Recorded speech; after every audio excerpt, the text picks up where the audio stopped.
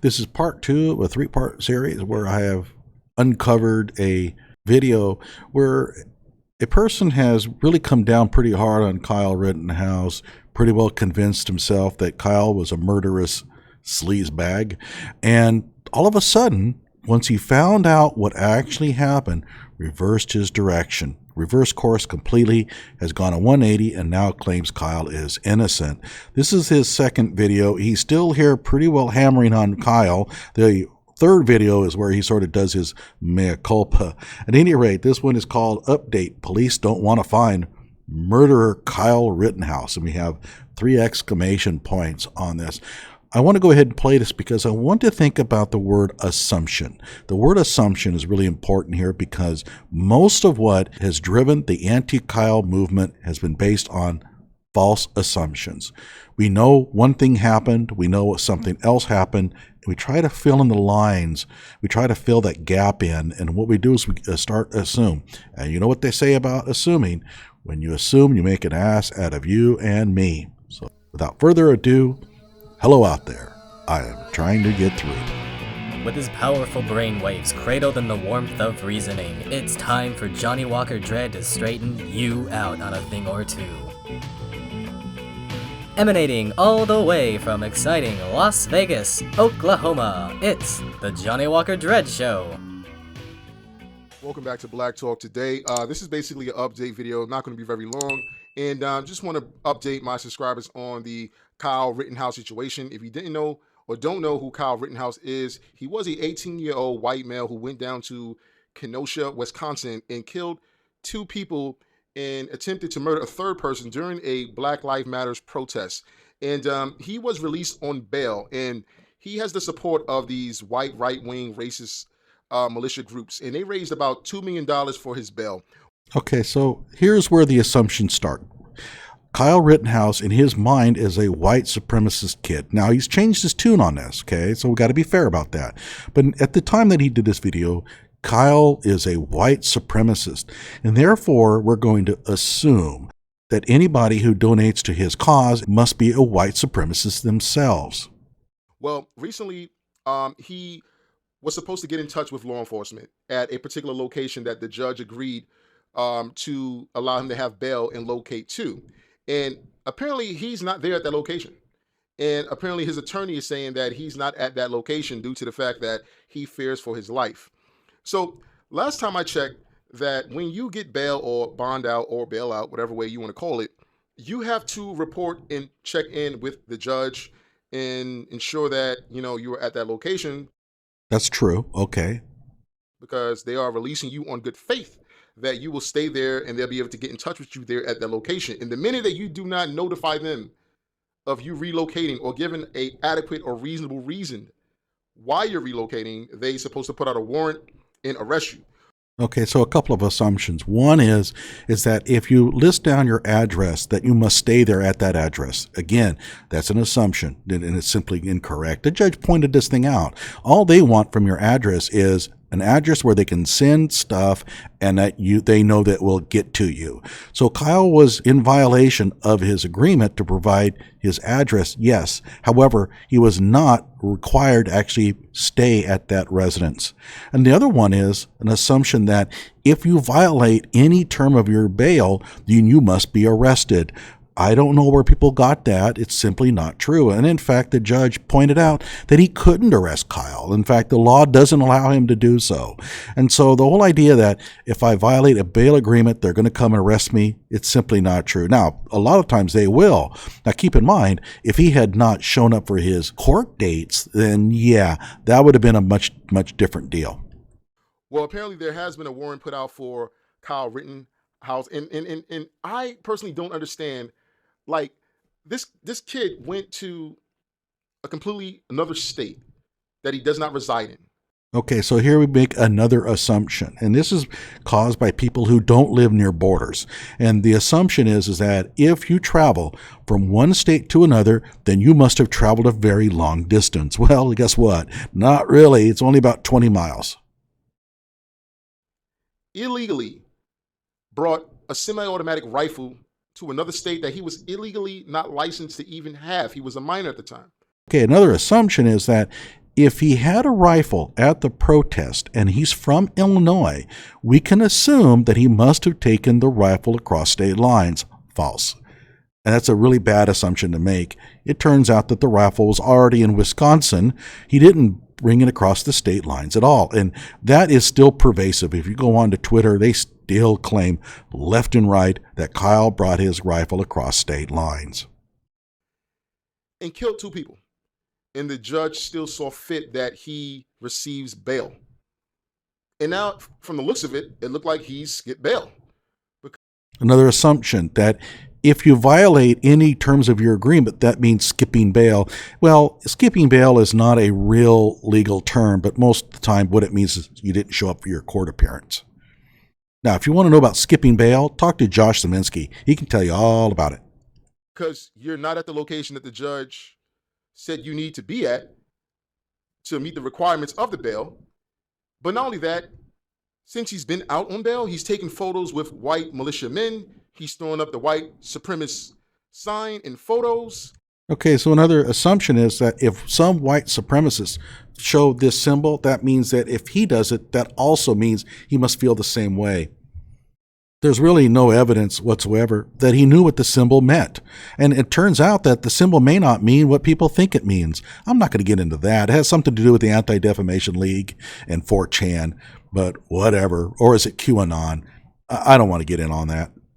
And by the way, the photo there kind of shows somebody looks like he's showing Kyle how to do the symbol. I don't know. But it may be that somebody's saying, hey, when we're doing the selfie, do this, do this. That's part of our club thing. And Kyle might be going along with it. Who knows? He's had probably 3 beers down him. So again, we make assumptions. If the assumption is that if you do this, that means something. It might not. He's at bars drinking alcohol. Not a violation of his bail. And here the assumption is that because a lot of people who get probation are not allowed to drink alcohol, therefore that must be a very common bail agreement as well. Actually, it's not. Sometimes it is. Like if you have a DUI, well, obviously you're not going to be allowed to drink alcohol.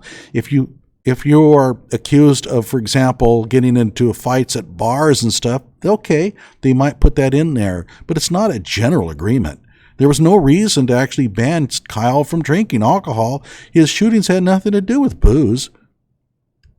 He's hanging with these white supremacist groups who are violent, Proud Boys, etc., call them whatever you want.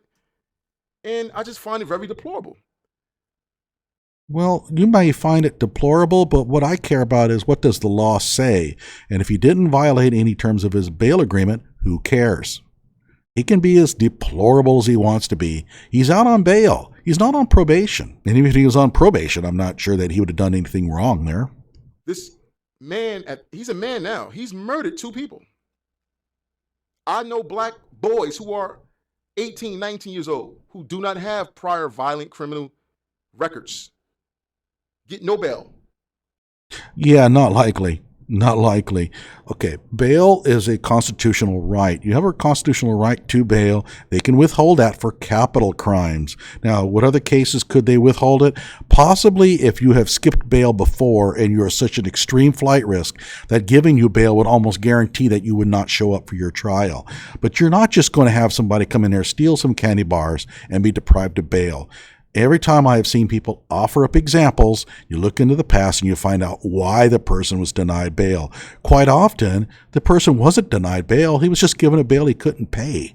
And therefore, he stays in jail and the narrative changes. Instead of saying he's on $5,000 bail, but he couldn't come up with the money, they change it to he was denied bail. It's easy to do. This is just how people start to lie and exaggerate. But if you have an example where a person commits a nonviolent crime and has had no priors and has been denied bail, by all means, let me know about it. But I haven't seen any examples of that.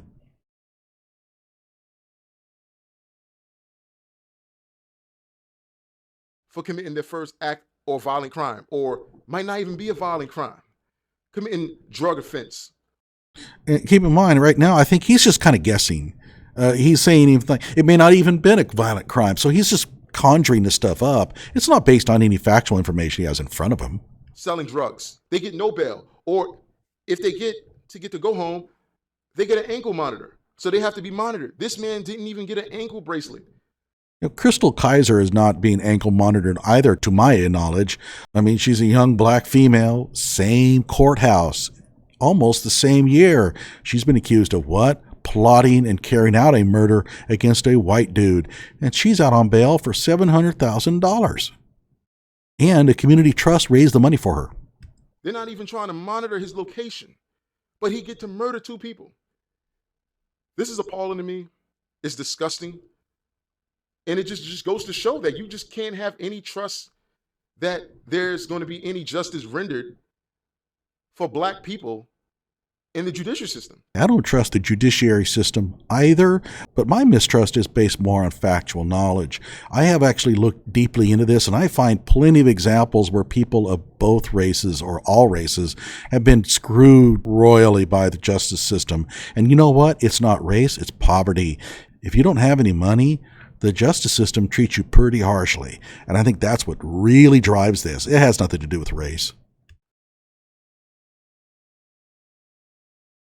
Especially if you have systematic racism operating as the core mechanism of how this judicial system works. I mean, if Crystal Kaiser had been denied bail and Kyle had been given bail, then yeah, I think he would have a very good argument.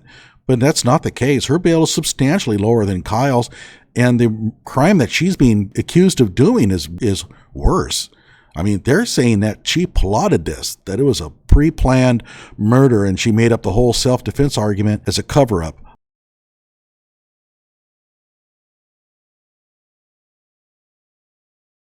I've never known or heard of a black man killing 2 people and getting bail.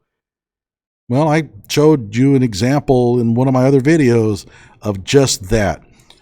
A black man accused of murdering 2 people and given bail. And the bail was, I think, $400,000, something like that. It was substantially lower. Now, it wasn't in Wisconsin. I mean, if you go all over the country, you're going to find extreme examples of everything. For example, in Detroit, you go there are 3 men that were accused of attempted murder. One of them shot a person in the neck. The other one tried to burn a guy alive inside his house.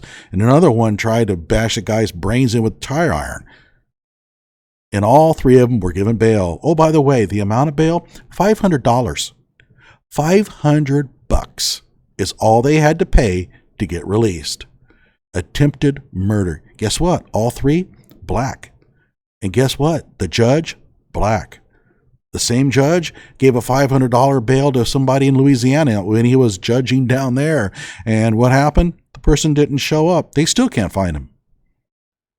And then being seen hanging out with gang members and murderers and drug dealers. Okay, so let's see here. He was seen hanging out with drug dealers, murderers, gang members. Now let's make an assumption. If you're a member of a Proud Boy, then you must have murdered somebody. You must be a member of a gang. You must be a drug dealer. See how this works? This is called assuming the worst in your enemy. He has a real problem with Proud Boys.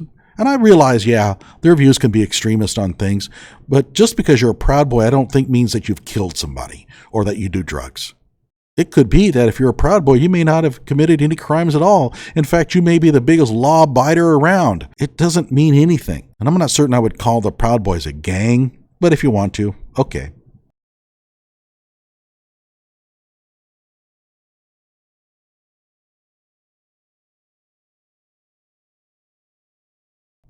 The very same people that the police are trying to arrest that are deviants, that are deplorable people, that are people who are not of good ilk to society. Well, you don't know these guys. The Proud Boys that Kyle took pictures with, you don't know them. You've never met them. You might be the nicest guys around. You know what? You may be stuck on the side of the road with a flat tire, and one of those guys might pull over and actually help you change your flat. You don't know what these guys are like. You're just making assumptions about people, and this is really unfortunate. And you could say the same thing about the NFAC. You know what the NFAC is? The Not a Blanket Around Coalition. And these are black extremists. I mean, they are really, really extreme. They're ones that go around armed with these horrible rifles that everybody's always complained about, and they want reparations, and they're demanding this and demanding that. But you know what? If you're stuck on the side of the road, the flat, they very well may pull over and help you out. You don't know what people are like. You just have to get to know people. Except Rosenbaum. Don't try to get to know him. Well, I guess it's a little too late to worry about that anyway. I've just never seen it. But then again, this is just the way the system works. I'll keep you guys updated on what happened to this particular trial, whether he gets arrested and then goes to jail and has to sit and wait until his trial begins, or whether the jail just says, hey, you know what? I'm going to set your bail for another 100,000. If you can come up with another 100,000, hey, you know what? I'll just let you out again, and this time we'll give you an ankle bracelet and we'll monitor you that way until your trial begins. But I've just never seen someone commit a crime such as murder and get so many opportunities to just be free, where I see young black men get convicted on crimes that are not half as worse as the one that this young man committed and get no bail. Yeah, okay. So there are probably some black men out there who have been unfairly denied bail, and there are probably some white people out there who've been unfairly denied bail, and there are probably some black dudes out there that have been given bail when they shouldn't have been. In fact, I detailed perfect examples of that. Bail varies all over the country. It varies from judge to judge, from town to town. There are extreme examples everywhere of this kind of stuff happening. By the way, I'm pretty sure that he was very disappointed in what the judge decided to do with Kyle, but the judge made very good comments. And first of all, Kyle did show up for his proceedings. That's what bail is all about. It's designed to make sure that the guy shows up at all of his proceedings and he doesn't hurt somebody while he's out. And Kyle has done nothing of the sort. So why increase his bail? It didn't make any sense. And as the judge pointed out, plenty of people have failed to update their address and have not gone to jail. And in fact, the judge said that he has no case to have Kyle arrested anyway. It wouldn't be legal. And, again, the whole thing about Kyle being given white privilege is just ridiculous anyway. I'll give you an example. There is a black police officer in Dallas, okay? $5 million bail. Now, he's a police officer, and he's been given $5 million bail. He's black. Now, you may think, well, that's pretty extreme. If he was white, he would not have been given any bail at all. Really? Okay, so here's what he did. Now, these are the accusations. Okay, he hasn't been to trial yet, but you have to take accusations prima facie. So in other words, you have to assume at face value that these accusations are correct when it comes to setting bail. What are the accusations? He put out a hit and had 2 people murdered. Now you think, well, yeah, that's a double murder. That's like Kyle. No, I don't think you understand. This is a police officer who knows lots and lots of criminals. And in the past, he hired criminals to take out 2 people because they were witnesses. And you're releasing this dude on bail? What's to prevent him from finding a couple of guys for $20,000 and rubbing out the witnesses that are going to incriminate him? You cannot get a bigger risk when it comes to bail than a person who is a contract killer, because they will put out contracts on witnesses. I would more rather release a serial killer than a contract killer. Well, maybe not. That's pretty severe too. But whatever the case, that's far worse than Kyle. I don't think anybody seriously considered Kyle a flight risk. Now, the prosecution tried to make the claim, and I think John Hubert tried to make the claim, but I think most people deep down realized that Kyle probably wasn't going to go anywhere. I mean, he's the most recognizable kid on the planet. What chance would he have had? He has no passport. He can't get out of the country. It was ridiculous. And I don't think anybody seriously thought that he was going to go out and start shooting people when he's out on bail. Well, okay, so there are people that probably thought that. But I think that most people who kind of know him, even the prosecutor, realized he wasn't going to do anything like that. And in fact, when they asked Binger about why he wanted a high bail amount, he talked about the flight risk. He didn't talk about Kyle potentially hurting anybody. And there was his opportunity. So I think most people realize that Kyle is really not a violent kid. Whether you think that he's guilty or not that night, Kyle is not the kind of person I would expect to go out and start shooting people. And he doesn't have a gun. They took the gun away from him. And so the idea that he should be given this astronomical bail to keep him in jail is ridiculous. It's the same thing with Crystal Kaiser. I don't think Crystal is really a risk of killing anybody, and I don't think that she's much of a flight risk. And so a $700,000 bail is probably reasonable. Jesus Medrano, that dude worries me. And in case you haven't heard, he's also being accused of murder in Kenosha, just like Kyle, just like Crystal. Now, what did he do? Well, he killed 2 people. Well, let me explain. He went in to rape a minor inside his own home. I guess it was a cousin or something that was staying with him. While he was raping her, there was another minor, the victim's sister, sleeping in the bunk above. His parent tried to stop him, but that's okay because Jesus brought a machete along because he figured they might, and so he sliced them both up, killed them both. So he goes running around, they catch him at a neighbor's, and he's got blood all over him. And yeah, $2.5 million bond. Now keep in mind, that's higher than Kyle's, but look at the risk that this dude poses. He is psychotic. He's a killer. There is a guy who would go out and start killing people. And he's also a bigger flight risk. Kyle is from the Kenosha area. He lives about 10 miles away, 20 miles, and his father lives in Kenosha. His best friend lives in Kenosha. He's lived there all his life in that area. Jesus Medrano's from Mississippi. He could easily take flight, and he is a vicious killer.